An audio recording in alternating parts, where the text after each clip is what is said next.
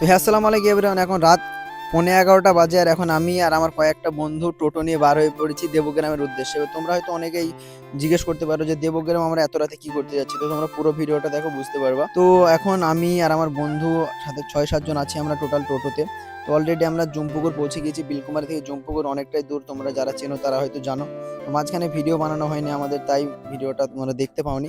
তো কথা বলতে বলতে আমরা চলে আসলাম দেবগ্রাম স্টেশনে, এবং এখানে এসে দেখলাম যে আমাদের মিনিমাম অনেকটাই লেট হয়ে গিয়েছিল, কারণ ট্রেনটা যেহেতু চলে যায়, তাই এখন আমাদের রাত 12টার সময় ট্রেন আছে, আর এখন ঘড়িতে বাজে রাত 11:05। তো 11:05 এবার দেখা যাক, আমাদের ম্যাক্সিমাম এখানে 1 ঘন্টা বসে থাকতে হবে। তো বসে থাকতে হবে, তার জন্য আমরা একটু ঘোরাঘুরি করছিলাম, সাথে মফি মামাও ছিল। আর শিয়ালদা কোন দিকে? এদিকে না এদিকে।